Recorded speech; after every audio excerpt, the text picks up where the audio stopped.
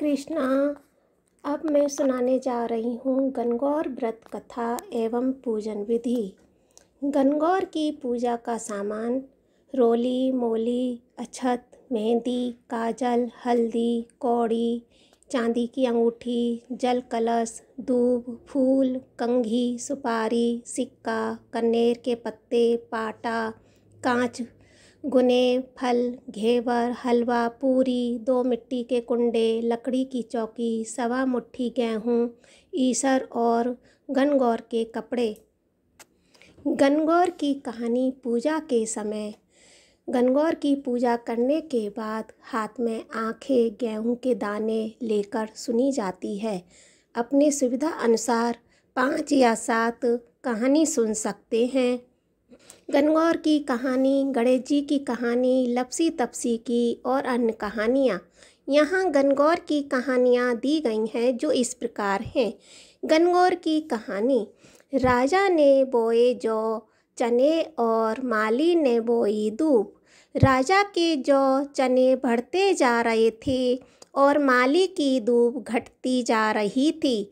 माली को लगा कि कुछ तो गड़बड़ है, इसलिए उसने सोचा छुपकर निगाह रखनी होगी।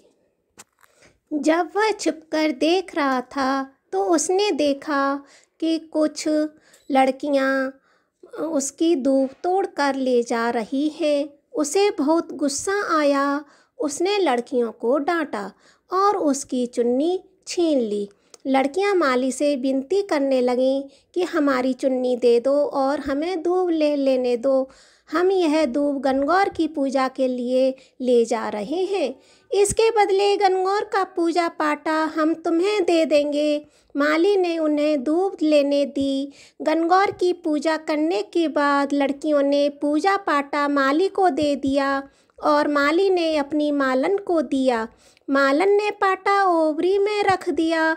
और गणगौर की कहानी इस प्रकार से: शाम को माली का बेटा आया और बोला, माँ भूख लगी है। माँ ने कहा, बेटा ओबरी छोटा यानी कमरा में लड़कियों का पूजा पाटा रखा है, उसमें से कुछ खा ले। माली के बेटे ने कमरा खोलना चाहा, लेकिन उससे कमरा नहीं खुला। बहुत कोशिश करने के बाद भी दरवाज़ा नहीं खुला तो उसने गुस्से में दरवाजे पर ज़ोर से लात मारी, पर दरवाज़ा फिर भी नहीं खुला। तो माँ बोली, बेटा तेरे से कमरा नहीं खुलता तो पराई जाई को पता कैसे ढावेगा। मालन ने टोकरी में से रोली निकाली, आँखों की कोर से काजल निकाला, नखों में से मेहंदी निकाली, हथेली में से सबको घोला और ओबरी यानी छोटा कमरा के छींटा दिया तो ओबरी खुल गई। अंदर देखा तो ईसर गणगौर बैठे हैं। ईसर ने बहुत सुंदर वस्त्र पहने हुए थे और गौरा मांग संवार रही थीं। वह ओबरी में अन्न के भंडार भरे पड़े थे। माली के बेटे मालन को तथा अंदर देखा तो माली को सुंदर दर्शन हुए। हे गणगौर माता, जिस प्रकार माली के परिवार को दर्शन दिए उसी प्रकार सबको दर्शन देना और ईसर जी जैसा भाग और गौरा जैसा सुहाग सबको देना। कहानी कहने वाले, हुंकार भरने वाले सबको देना और सबको अमर सुहाग का आशीर्वाद देना। बोलो शिव शंकर माता पार्वती की जय। गणेश जी की कहानी हर किसी व्रत के बाद ज़रूर सुननी चाहिए। गणेश जी की कहानी सुनने से इस व्रत का पूरा फल मिलता है। व्रत की कहानी के साथ ही गणेश जी की कहानी ज़रूर सुनें। एक बार गणेश जी एक लड़के का भेष धरकर नगर में घूमने निकले। उन्होंने अपने हाथ में चुटकी भर चावल और चुल्लू भर दूध ले लिया। नगर में घूमते हुए जो मिलता उसे खीर बनाने का आग्रह करते, खीर बना दो, खीर बना दो, तो लोग उनकी बातें सुनकर हंसते। बहुत समय तक घूमते रहे मगर कोई भी खीर बनाने को तैयार नहीं हुआ। किसी ने भी यह समझाया कि इतने से सामान से खीर नहीं बनती है, पर गणेश जी को तो खीर बनवानी थी। अंत में एक बूढ़ी माई आई और बोली कि बेटा चल मेरे साथ, तुझे खीर बनाकर खिलाऊंगी। गणेश जी उनके साथ चल दिए। बूढ़ी अम्मा ने उनसे चावल और दूध लेकर एक बर्तन में उबलने चढ़ा दिए। दूध में ऐसा उफान आया कि बर्तन छोटा पड़ने लगा। बूढ़ी अम्मा को बहुत आश्चर्य हुआ, कुछ समझ नहीं आ रहा था। अम्मा ने घर का सबसे बड़ा बर्तन रखा, वह भी पूरा भर गया। खीर बढ़ती जा रही थी, उसकी खुशबू भी चारों तरफ फैल रही थी। खीर की मीठी मीठी खुशबू के कारण अम्मा की बहू के मन में पानी आ गया। उसकी खीर खाने की तीव्र इच्छा होने लगी। उसने एक कटोरी में खीर निकाली और दरवाजे के पीछे बैठकर बोली, ले गणेश तू भी खा, मैं भी खाऊं, और खीर खा ली। बूढ़ी अम्मा ने बाहर बैठे गणेश जी को आवाज़ लगाई, बेटा खीर तैयार है, आकर खा ले। गणेश जी बोले, अम्मा तेरी बहू ने भोग लगा दिया, मेरा पेट तो भर गया, खीर तो गांव वालों को खिला दे। बूढ़ी अम्मा ने गांव वालों को निमंत्रण दिया, सब हंस रहे थे। अम्मा के पास तो खुद के खाने के लिए कुछ भी नहीं है, पता नहीं गांव को कैसे खिलाएगी, पर फिर भी सब आए। बूढ़ी अम्मा ने सबको पेट भर खीर खिलाई। ऐसी स्वादिष्ट खीर उन्होंने आज तक नहीं खाई थी। सभी ने तृप्त होकर खीर खाई, लेकिन फिर भी खीर खत्म नहीं हुई, भंडारा भरा रहा। हे गणेश जी महाराज, जैसे खीर का भगोना भरा रहा, वैसे ही हमारे घर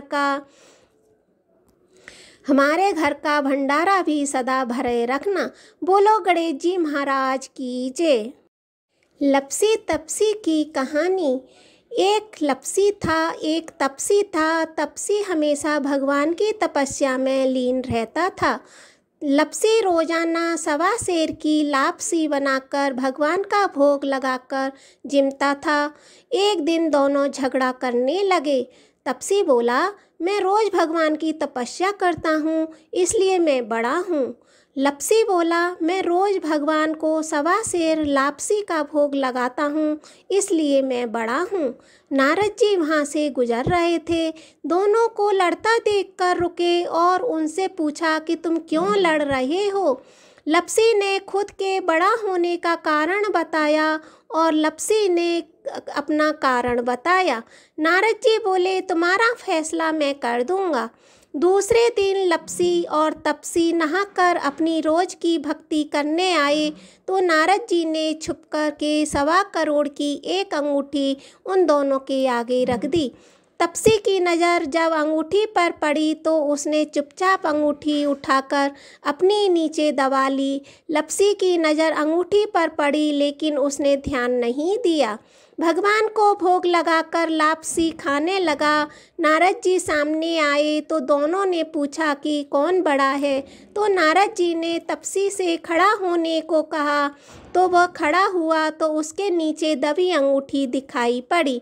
नारद जी ने तपसी से कहा, तपस्या करने के बाद भी तुम्हारी चोरी करने की आदत नहीं गई, इसलिए लपसी बड़ा है, तुम्हें तुम्हारी तपस्या का कोई फल भी नहीं मिलेगा। तपसी शर्मिंदा होकर माफ़ी मांगने लगा। उसने नारद जी से पूछा, मुझे मेरी तपस्या का फल कैसे मिलेगा। नारद जी बोले, यदि कोई गाय और कुत्ते की रोटी नहीं बनाएगा तो फल तुझे मिलेगा। यदि कोई ब्राह्मण को जिमाकर दक्षिणा नहीं देगा तो फल तुझे मिलेगा। यदि कोई साड़ी के साथ ब्लाउज नहीं देगा तो फल तुझे मिलेगा। यदि कोई दिए से दिया जलाएगा तो फल तुझे मिलेगा। यदि कोई सारी कहानी सुने लेकिन तुम्हारी कहानी नहीं सुने तो फल तुझे मिलेगा।